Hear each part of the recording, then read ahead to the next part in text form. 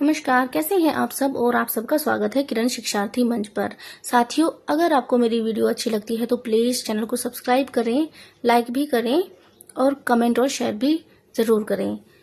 तो आज हम विचार करने वाले हैं हिंदी के प्रथम कवि के बारे में।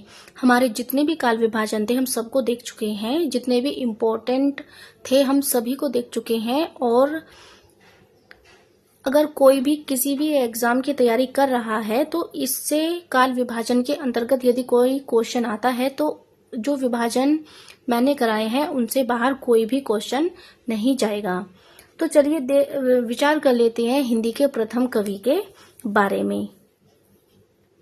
तो शुक्ल जी के अनुसार जो प्रथम कवि है वो कौन से हैं, मुंज या भोज।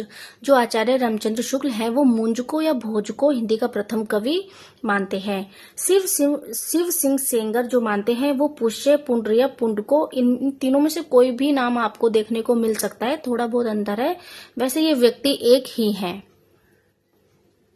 शिव सिंह सेंगर जो मानते हैं वो मानते हैं पुष्य, पुंड या पुंड को। और चंद्रधर शर्मा गुलेरी हिंदी का प्रथम कवि मुंज को मानते हैं। आचार्य हजारी प्रसाद द्विवेदी ने अब्दुल रहमान को अब्दुल रहमान, ये तीनों भी बस लिखने में थोड़ा सा अंतर है वरना तो एक ही है। इनको हिंदी का प्रथम कवि माना है किसने, आचार्य हजारी प्रसाद द्विवेदी ने। और डॉक्टर बच्चन सिंह हिंदी का प्रथम कवि जो मानते हैं वो विद्यापति को मानते हैं। डॉक्टर रामकुमार वर्मा मानते हैं स्वंभू को। डॉक्टर गणपति चंद्र मानते हैं शालिभद्र सूरी को। और राहुल सांकृत्यानंद मानते हैं सरहपा को। और ये जो सरहपा है यह सर्वमान्य मत है। यदि आपसे किसी रचनाकार के अनुसार पूछा जाए तो आप उसी के अनुसार आपको बताना है। और यदि आपसे ये पूछा जाए कि हिंदी का प्रथम कवि कौन है तो आपको सरहपा बताना है। अब देख लेते हैं विशेष तथ्य। यहाँ पर कुछ विशेष तथ्य हैं। हिंदी की प्रथम कवयित्री कौन है, मीरा है। हिंदी की प्रथम कवयित्री है मीरा। हिंदी के प्रथम महाकवि कौन है, चंद बरदाई हैं। खड़ी बोली के प्रथम कवि कौन है, अमीर खुसरो हैं। खड़ी बोली के प्रथम महाकवि कौन है, हरिओद हैं। आधुनिक खड़ी बोली के प्रथम कवि हैं श्रीधर पाठक। ये जितनी भी चीजें हैं यह सब याद रखने योग्य चीजें हैं। अब थोड़ा सा विचार कर लेते हैं हिंदी की प्रथम रचना के बारे में।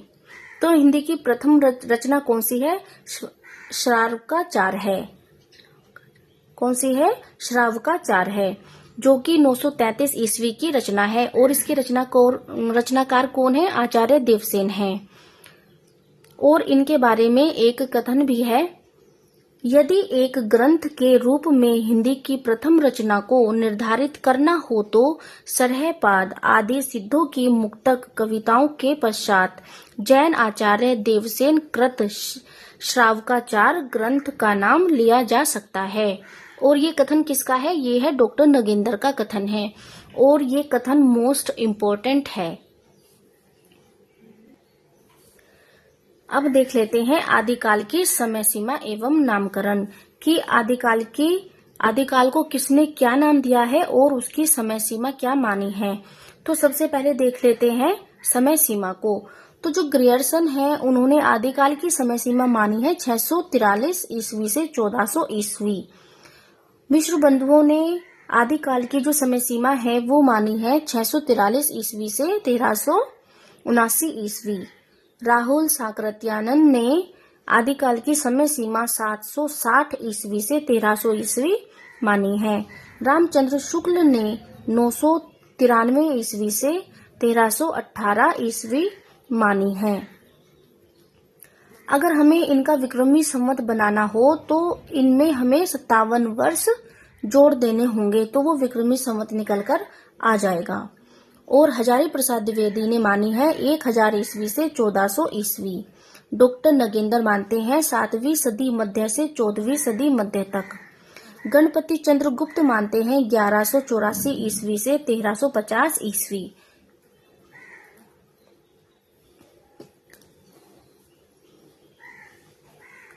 गणपति चंद्रगुप्त मानते हैं 1184 ईस्वी से 1350 ईस्वी। श्याम सुंदर दास मानते हैं 993 ईस्वी से 1343 ईस्वी। और डॉक्टर रामकुमार वर्मा मानते हैं 693 ईस्वी से 1318 ईस्वी। अब बात कर लेते हैं आदिकाल के नाम पर। अब देख लेते हैं कि आदिकाल को विद्वानों ने क्या क्या नाम दिए हैं। तो जो ग्रियर्सन है उन्होंने चारण काल कहा है, मिश्र बंधुओं ने आरंभिक काल कहा है, आचार्य रामचंद्र शुक्ल ने वीर गाथा काल कहा है। कहा तो वैसे इन्होंने आदिकाल भी था, लेकिन वीर गाथा काल पर इन्होंने ज्यादा जोर दिया है। हजारी प्रसाद द्विवेदी ने कहा आदिकाल और यह सर्वमान्य है। महावीर प्रसाद द्विवेदी ने कहा बीज वपन काल। डॉक्टर रामकुमार वर्मा ने कहा है संधि काल और चारण काल। राहुल सांकृत्यानंद ने कहा है सिद्ध सामंत काल। गणपति चंद्रगुप्त ने कहा है प्रारंभिक काल, शून्य काल, उन्मेष काल। ध्यान रखिएगा कि मिश्र बंधुओं ने आरंभिक काल कहा है और गणपति चंद्रगुप्त ने कहा है प्रारंभिक काल, और इन्होंने दो नाम और दिए हैं, शून्य काल और उन्मेष काल।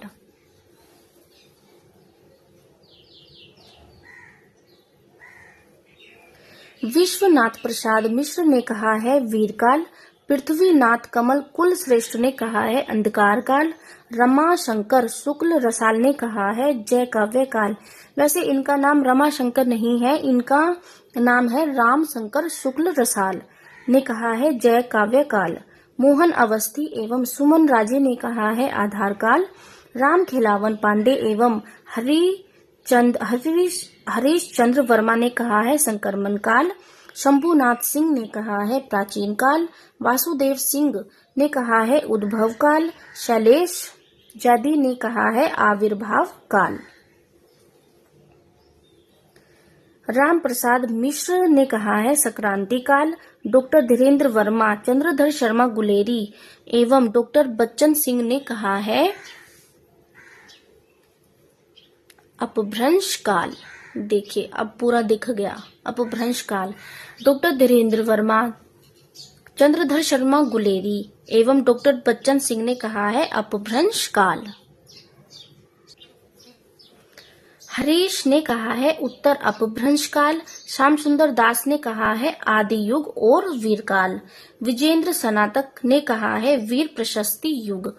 विजेंद्र स्नातक ने क्या कहा है? वीर प्रशस्ति युग। तो इन विद्वानों ने आदिकाल को अलग अलग नाम दिए हैं और एग्जाम में किसी के भी द्वारा पूछा जा सकता है, तो आप सभी को याद रखिएगा। अब चलते हैं आदिकाल के नामकरण की समस्या, आदिकाल नामकरण का विश्लेषण। देखिए अलग अलग विद्वानों ने आदिकाल को अलग अलग नाम दिए हैं, उनको किसी एक नाम से उन्होंने नहीं पुकारा है। तो हमें आदिकाल नाम का हम पहले विश्लेषण कर लेते हैं कि किसका नाम ज्यादा सही है, उसके बाद हम फिर आएंगे आदिकाल पर।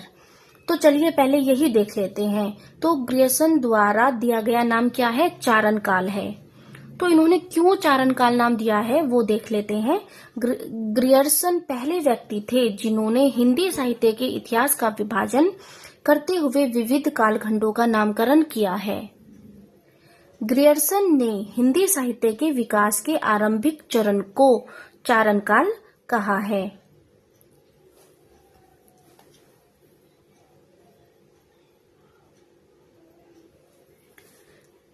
ग्रियर्सन हिंदी साहित्य का आरंभ 643 ईस्वी से मानते हैं तथा हिंदी के विकास के प्रथम चरण को चारण काल कहते हैं, किंतु इस अवधि के दौरान चारणों द्वारा लिखित कोई रचना उपलब्ध नहीं होती है। देखिए ग्रियर्सन ने इसको चारण काल तो कहा है, लेकिन इस अवधि के दौरान चारणों द्वारा लिखित कोई भी रचना उपलब्ध नहीं होती है, तो इन्होंने इसको चारण काल जो कहा है वो संगत प्रतीत नहीं होता है। अब अगला पॉइंट है, चारण काल कहने से साहित्यिक प्रवृत्ति का बोध नहीं होता है। इस नाम से युग चेतना का बोध भी नहीं होता है, अतः ग्रियर्सन द्वारा दिया गया चारण काल नाम उपयुक्त नहीं है। टोटल मिलाकर बात यह है कि जो ग्रियर्सन ने आदिकाल को चारण काल नाम दिया है वो संगत नहीं प्रतीत होता। उन्होंने चारण काल नाम दिया है लेकिन वो बिल्कुल भी उस समय की प्रवृत्ति के अनुसार नहीं बैठता है। तो अब देख लेते हैं मिश्र बंधुओं द्वारा।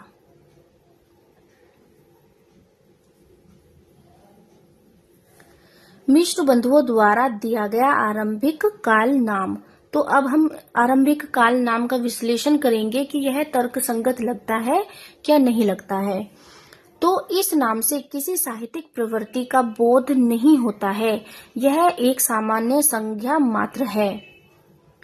इससे युग चेतना का बोध भी नहीं होता है। मिश्र बंधुओं द्वारा किए गए नामकरण को अस्वीकार करते हुए आचार्य रामचंद्र शुक्ल ने कहा है, प्रवृत्तियों का ध्यान। देखिए यह कथन है और ये पूछा भी जा सकता है कि मिश्र बंधुओं के द्वारा दिए गए नाम के संबंध में आचार्य रामचंद्र शुक्ल जो है वो क्या कहते हैं। तो शुक्ल जी ने कहा है, प्रवृत्तियों का ध्यान रखे बिना किसी कालखंड का निजी मान्यता के आधार पर नाम करना उचित नहीं है। और अब देख लेते हैं आचार्य रामचंद्र शुक्ल द्वारा प्रदत्त वीर गाथा काल नाम। देखिए मैंने आपसे पहले भी कहा है, आचार्य रामचंद्र शुक्ल ने आदिकाल कहा जरूर था लेकिन इन्होंने वीर गाथा काल पर ज्यादा जोर दिया है। वीर गाथा काल नामकरण के संबंध में शुक्ल द्वारा प्रस्तुत तर्क। आदिकाल का नाम मैंने वीर गाथा काल नाम रखा है। उक्त काल के भीतर दो प्रकार की रचनाएं मिलती हैं, अपभ्रंश की और देश भाषा की यानी बोलचाल की। अपभ्रंश की पुस्तकों में कई तो जैनों के धर्म ग्रंथ धर्म तत्व निरूपण संबंधी हैं जो साहित्य की कोटि में नहीं आती हैं। साहित्य की कोटि में आने वाली रचनाओं में कुछ तो भिन्न भिन्न विषयों पर फुटकल दोहे हैं जिनके अनुसार उस काल की कोई विशेष प्रवृत्ति निर्धारित नहीं की जा सकती है। साहित्यिक पुस्तकें केवल 4 हैं। देखिए ये जो पुस्तकें हैं कि आचार्य रामचंद्र शुक्ल ने कौन सी पुस्तकें मानी है, साहित्यिक पुस्तकें कौन सी मानी है, इसमें ये क्वेश्चन बहुत बार आ भी चुका है और बहुत इम्पोर्टेंट भी है। तो क्या है कि उस काल की कोई विशेष प्रवृत्ति निर्धारित नहीं की जा सकती। साहित्यिक पुस्तकें केवल 4 हैं। कौन कौन सी हैं? विजयपाल रासो, हमीर रासो, कीर्ति लता और कीर्ति पताका। आगे वो कहते हैं, देश काल काव्य की 8 पुस्तकें प्रसिद्ध हैं जिनमें आते हैं खुमान रासो, बीसलदेव रासो, पृथ्वीराज रासो, जयचंद प्रकाश, जय मयंक जस चंद्रिका, परमाल रासो, खुसरो की पहेलियां, विद्यापति की पदावली। और ये सारी जो हैं ये बहुत इम्पोर्टेंट है। इन्हीं 12 पुस्तकों की दृष्टि से आदिकाल का लक्षण निरूपण और नामकरण हो सकता है। इनमें से अंतिम 2 तथा बीसलदेव रासो को छोड़कर शेष सब ग्रंथ वीर गाथात्मक हैं। अतः आदिकाल का नाम वीर गाथा काल ही रखा जा सकता है। तो आचार्य रामचंद्र शुक्ल ने तर्क दिया है कि आदिकाल का नाम वीर गाथा काल क्यों रखा जा सकता है। और अब आगे हम देखेंगे कि शुक्ल जी द्वारा दिए गए वीर गाथा काल नाम को क्यों अनुचित ठहराया जा सकता है।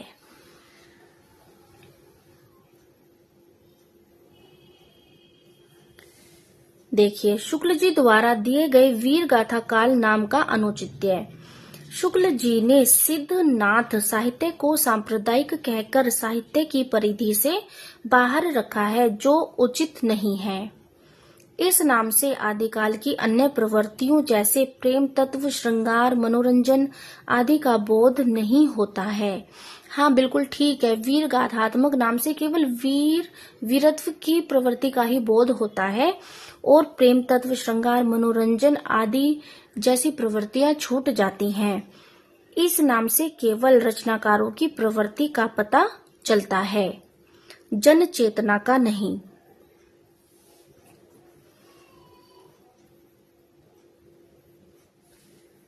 इस नाम से केवल रचनाकारों की प्रवृत्ति का पता चलता है, जन चेतना का नहीं।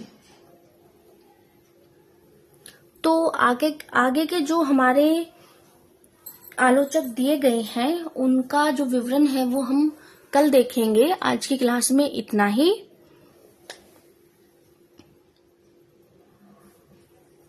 क्योंकि मैं ज्यादा लंबी लंबी वीडियो नहीं बनाती हूँ, छोटी छोटी वीडियो ही बनाती हूँ। और जो हम ये आदिकाल का नामकरण संगत है क्या नहीं है हम जो पढ़ रहे हैं वो बहुत इम्पोर्टेंट है। इससे हमें आगे अध्ययन करने में बहुत आसानी होती है। तो इस क्लास में इतना ही। मिलते हैं अगली वीडियो में और अगले नाम के साथ कि संगत है क्या नहीं है, या सर्वमान्य क्या होना चाहिए और सर्वमान्य मत जो है वो किसने दिया है। तो इस वीडियो में इतना ही। धन्यवाद।